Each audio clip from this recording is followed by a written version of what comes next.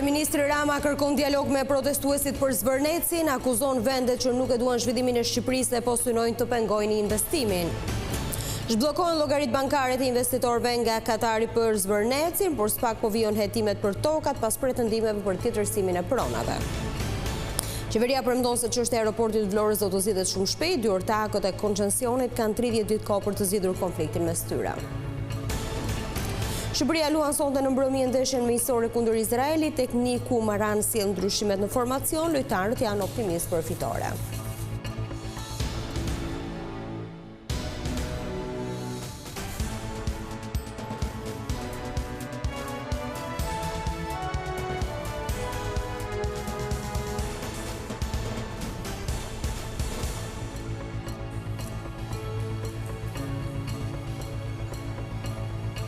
Përshëndetje zonja dhe zotrin, do të jemi së bashku në edicionin informativ të orës 15 në ekranin e televizionit kombëtar Vision Plus. Kryeministri Edi Rama ftoi sot në dialog protestuesit që i kërkojnë tërheqjen poshtzyrës për çështjen e Zvërnecit. Ai tha se influencat e jashtme që vijnë nga vende të cilat nuk e duan zhvillimin e Shqipërisë synojnë të pengojnë investimin. Rama përshëndeti edhe veprimet e ndërmarra nga prokuroria e posaçme për Zvërnecin. Protestat qytetare për çështjen e Zvërnecit kanë sjellë sërish reagimin e kryeministrit Edi Rama. Pas mbledhjes së Këshillit të Ministrave, në një dalje për mediat, kreu i qeverisë sqaroi se është i hapur për dialog, por jo me ata që sipas tij janë të kurdisur nga jashtë. Unë nuk kam kërkuar të bisedoj me asnjë nga ata që për mua janë të kurdisur dhe janë të qartur. Kush flet pastaj në emër të ndjenjave të vërteta për çfarë mund ndodhi me mjedisin, për si mund të mbrohet apo si mund të rrezikohet mjedisi, është i mirë se ardhur të bisedoj me mua dhe me ne. Influencat e jashtme, Rama tha se vijnë nga vende që nuk duan zhvillimin e Shqipërisë. Forcat kundër Bashkimit Evropian, forcat kundër zhvillimit të vendeve që i duan nën sqetull apo që nuk i duan të forta, organizojnë dhe nxisin dhe orkestrojnë situatat saj natyre duke përdorur në radh të parë çështjet e ambientit. Thirrjeve të protestuesve për dorëheqjen e tij apo burgosjen, kryeministri u dha këtë përgjigje. Për sa i përket burgut, kjo është një temë që meriton vetëm një koment nga ana ime. Koha kur njerëzve u tregoi burgu në për rrugë, është një kohë të cilën e kemi lënë shumë pas. Shefi ekzekutivit sqaroi dhe hetimin për çështjen e pronësisë, që sipas tij do të marrë zgjidhje nga prokuroria e posaçme.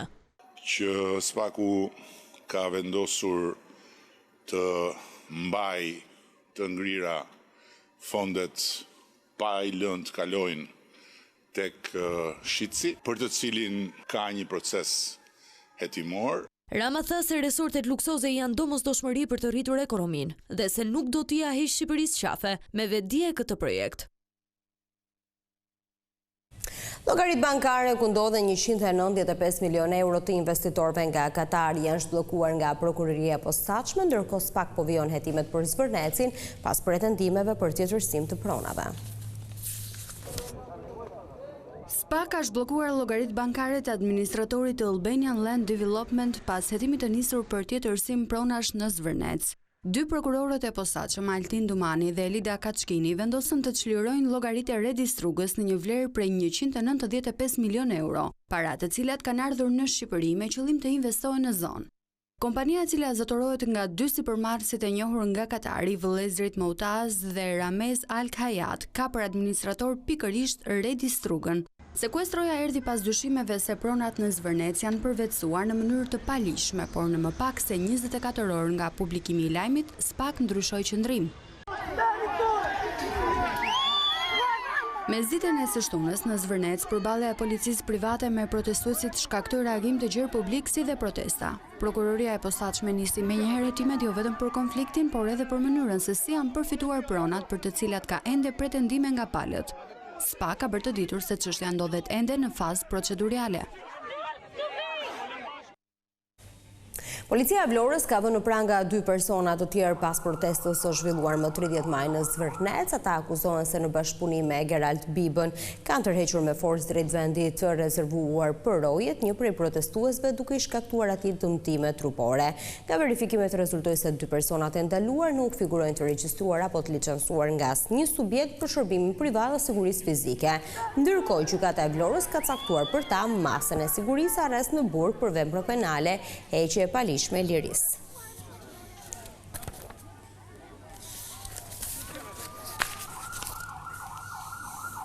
Lideri i opozitës Ali Berisha deklaroi se Partia Demokratike mbështet plotësisht investimin në Zvërnec, por sipas tij është kryeministri Edi Rama ai që po e dëmton këtë projekt. Kreu i PD-s thotë se protestat kanë ardhur për shkak të mungesës së transparencës nga ana e qeverisë. Kryetari i Partisë Demokratike Ali Berisha shfrytëzoi mbledhje me deputetë demokratë për sqaruar pozicionin e forcës më të madhe të opozitës në raport me zhvillimet e fundit për investimin në Zvërnec. Për rreth një orë, Berisha preku çdo aspekt të kësaj ngjarje, duke theksuar se BDO mbështet investimin në Zvërnec, por respekton të drejtën e çdo kujt për të protestuar. Ne dënojmë dhunën, respektojmë të drejtën e çdo njeriu për protest, natyrisht ne mbështesim absolutisht investimet e huaja, ne respektojmë dhe mbështesim të drejtën e pronarëve në çdo metër katror. Gjatë mbledhjes së grupit parlamentar, Berisha përsëriti qëndrimin e hershëm të tij se mbështet investimin e dhëndrit dhe vajzës presidentit të Shteteve të Bashkuara Donald Trump në ishullin e Sazanit dhe në Zvërnec. Arsyeja bazë pse kam thënë po, ka qenë kjo dhe e kam lidh me parat. Me këtë unë absolutisht nuk kisha asnjë dyshim se Edi Rama po blente influenca politike. Nuk dyshoja fare në këtë, por përsëri për mua interesi kombëtar, interesi i vendit dilte mbi këtë. Berisha deklaroi se ky investim duhet ishte fest për Shqipërinë, por procesin sipas tij po e dëmton kryeministri Edi Rama. Në këtë proces që duhet ishte një zhvillim ta quajmë festiv për shqiptarët që investoheshin 2 miliardë apo 3 miliardë, se thot tani ky e ka shtruar këtë në procesin më të mbyllur. Sipas Berishës, mungesa e transparencës nga ana e qeverisë është arsyeja e situatës së krijuar sot dhe revoltës së qytetarëve. Keni pa ju zonë të zhvillohet rrethuar me tela me gjemba? Po si mund të ndodhi kjo? Si mund të ndodhi kjo? Çfarë po ndërton ti aty? Kam përqendrimi po ndërton? Dhe bën sikur se ka ditur, e ka urdhëruar vetë. Kryetari i Partisë Demokratike Berisha theksoi se investimi është në dobi të shqiptarëve, por ai kritikoi qeverinë se nuk po mbron investitorin përballë problemeve të pronësisë, duke sjellë në vëmendje se ka një ligj që në raste të tilla është shteti që ndërhyn për të dëmshpërblyer pronarët e për të mbrojtur investitorin. Sipas Berishës, me këtë qasje qeveria do të mbajë përgjegjësi për largimin e investitorit më të madh.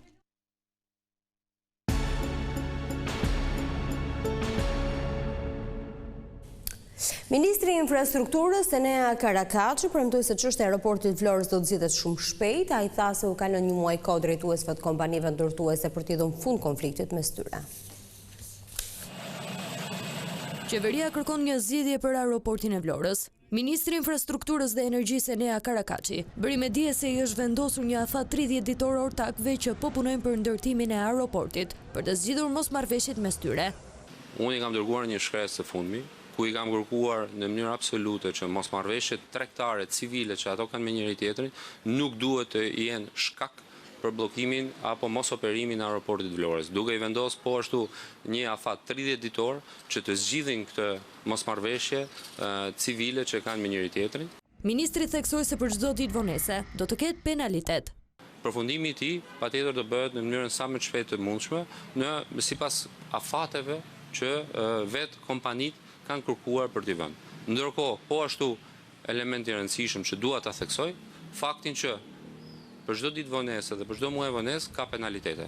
Ndërkaq, pas mbledhjes së qeverisë, Ministri i Financave Petrit Malaj bëri me dije se është krijuar Banka Shqiptare e Zhvillimit. Koncepti i bankës është që të financojë ato sektorë të cilët janë të nënfinancuar, të financojë ato ndërmarrje të cilat nuk kanë akses në financë, si dhe të financojë dhe projekte strategjike të qeverisë shqiptare. Ai shtoi se ndër sektorët prioritar të identifikuar janë bujqësia, agropërpunimi, projektet infrastrukturore strategjike, si dhe ndërmarrjet e vogla dhe të mesme. Prokuroria e posaçme kërkoi dënimin për 11 pandehur që u nda nga dosja e Erion Veliajt pasi kërkuan gjykim të shkurtuar. SPAK kërkoi që ish deputetja socialiste Klotilda Bushka të dënohet me 600.000 lekë gjop, ndërsa sipas gjykimit me procedurë shkurtuar asaj do t'i duhet paguaj 400.000 lekë nëse gjykata e shpall fajtore. Dy prokurorët e posaçëm Altin Tumani dhe Olsdado në pretencën e tyre nuk kanë kërkuar dënime me burg. 5 vjet shërbim prove është kërkuar për Ina Goxha, ndërsa dënimi me 4 vjet e 8 muaj me burg është kërkuar për biznesmenin Elman Abule dhe për Frosina Bollon, që zotron një shoqëri është kërkuar 8 muaj heqje lirie. Edhe Fatmir Bektashi u pëzëllua dënime me burg, kompania e tij Kontakt, por edhe të gjitha shoqëritë e tjera duhet gjobiten në masa të ndryshme administrative. Ndërkaq Erion Veliaj dhe kryetja Jola Zoza po gjykohen të ndarë me procedurë të zakonshme.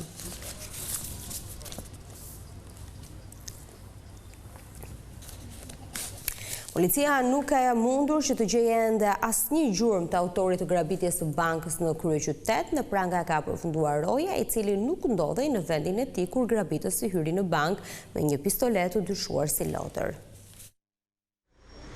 Policia e Tiranës ka arrestuar rojen private të bankës që ra prej grabitjes mesditën e së martës, ngjarje ndodhur në mes të Tiranës në afërsi të stadiumit Selman Stermasi. Sipas burimeve në pranga ka përfunduar 60 vjeçari Femi Çullaj, punonjës i shoqërisë private që ishte pozicionuar si roje pranë kësaj banke, i cili akuzohet se nuk ka vepruar në momentin e grabitjes. Roja është larguar përkohësisht gjatë orarit të shërbimit dhe nuk ka marrë masat e nevojshme për sigurimin e ambienteve të brendshme të bankës.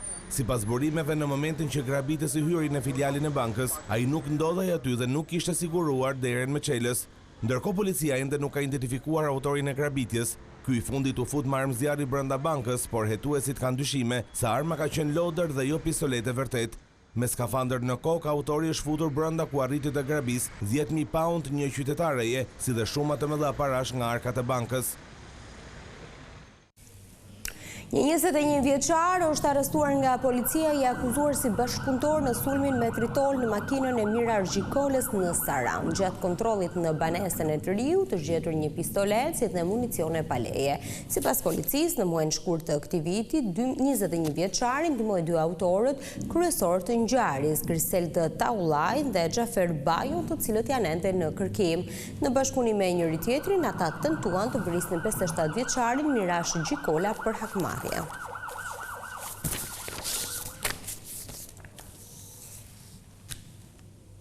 Gjykata e posaçme dëgjoi sot dëshminë e reperit i njohur Noizi për tritolin e vendosur në lokalin e tij. Ai rrëfeu se kishte dyshime sipas ngjarjes ishte Klevio Ahmeti, me të cilin tha se kishte pasur konflikte deri në përplasje fizike.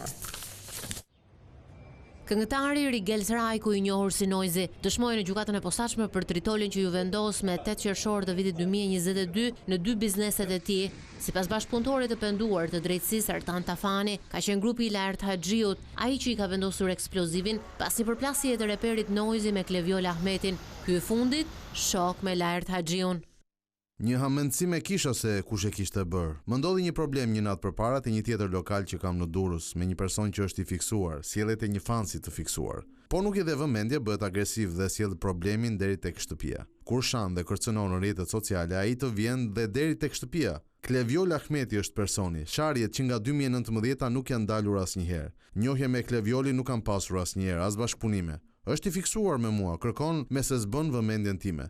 Do të bëhet shok me mua, ndërkohë që unë s'dua të bëhem shok me të. Rigel Srajku tregoi për tokat e zeza të gjykatës së posaçme edhe si ka rrjedhur ngjarja deri në vendosjen e tritolit. Më erdhi në lokal një ditë përpara shpërthimit për t'u sqaruar Demek. Vjen me 20 veta. Fjala e parë që thotë është: "Ku është ai Legeni?" Futet brenda, dalim jashtë dhe pastaj ndodh një konflikt fizik tek shkallët e lokalit. Të nesërme ndodhi tritoli. Ai bën shumë gjëra, por nuk bën asgjë. Ishte live në TikTok gjatë gjithë kohës, tregonte armë në video. E dija që po vinte. Nuk njihja askënd nga ata që shoqëroi Klevioli. Erdhën me makina, me 5 të tilla. U largua me makinë pasaj, ishte pasagjer. Prezenca e tij në pronën time, duke më ofenduar mua, sharjet, u bën shkak për nxitjen e konfliktit. Reperi Noizi thot se Kleviola Ahmeti, krahas vendosjes së tritolit në pronën e tij, i ka shkatruar një makinë me eksploziv. Megjithatë, për të zbardhur plotësisht ngjarjen, SPAK ka kërkuar edhe dëshminë e Kleviola Ahmetit në datën 10 qershor. Një aksident rrugor ka ndodhur paraditën e sotme në aksin Levante-Pelen në vendin e quajtur Baribop. Një automjet tip Volkswagen ka humbur kontrollin dhe ka dalë nga rruga duke përfunduar në kanalin anësor. Si pasojë e aksidenti, drejtuesi i mjetit ka mbetur i lënduar dhe është transportuar drejt spitalit rajonal të Firit për ndihmë mjekësore. Fatmirësisht ai ndodhet jashtë rrezikut për jetën. Policia dyshon se shkaki i aksidentit është bërë shpejtësia e lartë.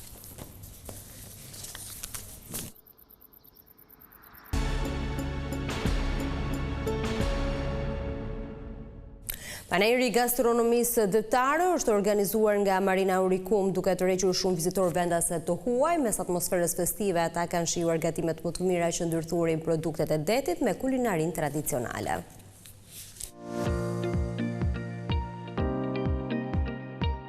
Marina Aurikum, e para dhe vetmi aktive në Shqipëri, po konsolidon gjithnjë më shumë rolin e saj si destinacion elitar i turizmit detar dhe një pikë referimi për zhvillimin ekonomik, kulturor dhe turistik të rajonit të Vlorës. Përtej funksionit të saj si infrastrukturë moderne për lundrimin dhe mikpritjen e jahteve, Marina Aurikum po shndrohet në një qendër aktivitetesh që promovojnë vlerat lokale dhe pasuritë e zonës. Në këtë frym u organizua panajiri i gastronomisë detare, një event që solli në zemër të Marinës shijet autentike të Bregdetit shqiptar, i konceptuar në formën e një darke me smish, në moton zbulo, degusto, shijo. Aktiviteti mblodhi vizitor vendas dhe të huaj në një atmosferë festive, ku show gatimi, degustimet, marketi i peshkut, produktet vendase dhe koncerti muzikor krijuan një eksperiencë të plotë mes shijeve, traditës dhe argëtimit. Panajiri vuri në qendër produktet e detit dhe përpunimin cilësor të tyre, duke promovuar potencialin gastronomik të Vlorës si një dimension i rëndësishëm i ofertës turistike të rajonit. Formati i hapur i shijimit krijoi mundësi për njohjen e produkteve lokale nga turistët e huaj, duke rritur interesin për kulinarin shqiptare dhe duke kontribuar në promovimin e prodhimit vendas në tregje të reja. Për Marina Aurikum, aktivitetet të tilla forcojnë pozicionimin e saj si një destinacion që ofron më shumë se peizazh dhe infrastrukturë moderne, një hapësirë ku takohen turizmi, kultura, gastronomia dhe ekonomia lokale. Ndërsa për Vlorën, këto iniciativa përkthehen në më shumë njohje ndërkombëtare, më shumë mundësi për bizneset lokale dhe një ofertë turistike më të pasur gjatë gjithë vitit.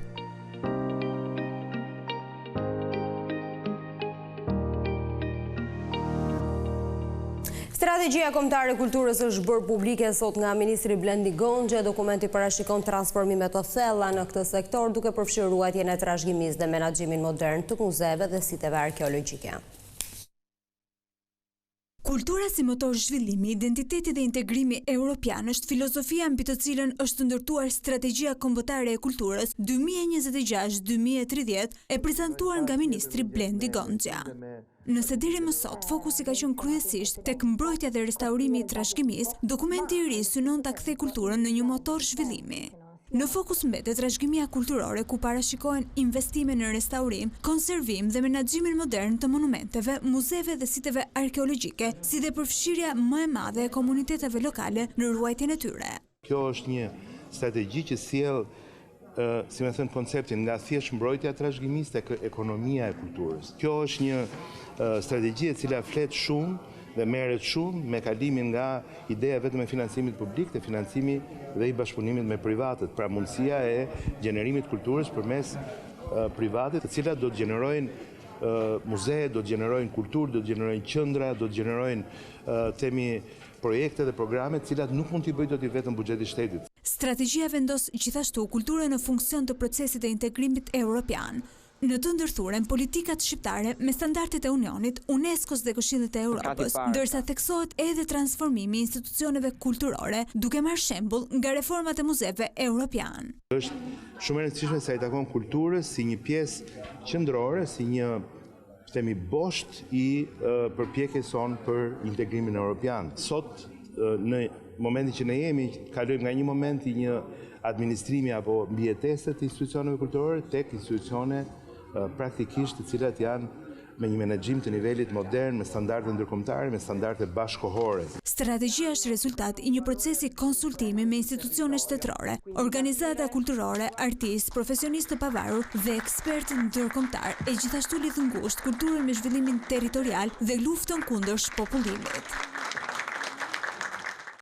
Në Korçë, një ekip specialistësh ka nisur punën për restaurimin e kullës së Turanit. Ky monument kulture rrezikonte shëmbjen dhe ndërhyrja synon që ta rikthejë atë në një destinacion për turistët që vizitojnë Juglindjen. Kulla e Turanit, një prej monumenteve më të veçanta të trashëgimisë kulturore në Juglindje të Shqipërisë, ka dalë tashmë nga lista e objekteve me rrezik të lartë shembjeje. Pas shqetësimeve të ngritura muaj më parë për gjendjen e amortizuar të saj, kanë nisur punimet për konsolidimin dhe restaurimin e këtij monumenti kulture. Prej vitesh kulla paraqiste probleme serioze, veçanërisht në çati dhe pjesën e qemerit, duke rrezikuar dëmtimin e mëtejshëm të saj. Koncepti grafiku i punimeve është rreth 4 muaj dhe kjo është vetëm faza e parë, është faza emergjente, pra faza që do të nxjerrë nga lista e rrezikut monumentin, por gjithashtu kemi dhe një lajm tjetër shumë të mirë që po përgatitet për të hyrë dhe pjesa për të restauruar, për të filluar punimet dhe për fazën e dytë, atë të restaurimit. Pas përfundimit të investimit, objekti do të hapet për vizitorët dhe turistët duke u kthyer në një tjetër destinacion të rëndësishëm të turizmit kulturor në qarkun e Korçës. E ndërtuar në shekullin e 19, ajo është vetmja kullë fushore e ruajtur në Juglindje të vendit dhe konsiderohet një monument me vlera të veçanta historike, arkitekturore dhe kulturore.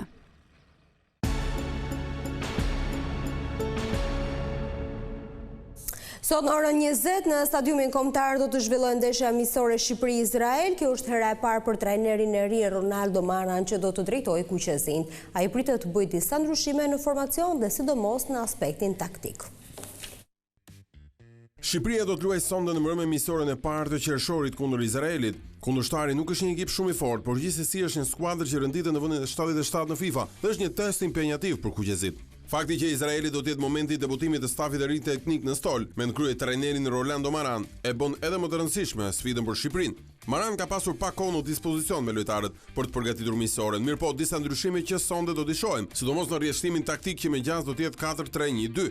Alen Sherri është zgjedhje e detyruar për portën në mungesë të Strakoshës, ndërsa në mbrojtje asnjë risi, me Hysa dhe Mitajt nga krahët, gjimshitjen dhe jetën në qendër. Në mesfush tresha pritet të jetë Julian Sheu, Aslani dhe Ramadani, e përpara tyre ndoshta Nedim Bajrami në mbështetje të sulmuesve Broja dhe Uzuni.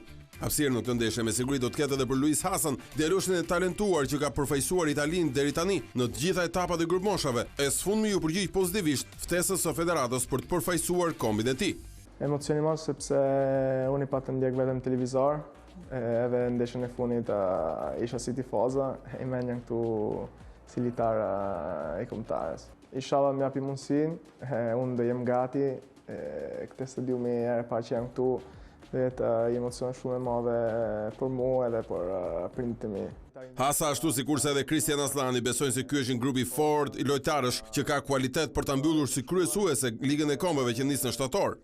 Ky ekip ka shumë kualitet, ka shumë cilësi edhe për mua ky ekip është i fortë. Objektivi jonë është vendi i parë tani, siç tham do përgatisim këto dy ndeshjet, pastaj do mendojmë për Nations League. Pavarësisht se janë dy ndeshje miqësore, neve do japim maksimumin për të fituar, edhe për të arrit gati këtë Nations League e të kualifikojmë me një pozicion të lartë.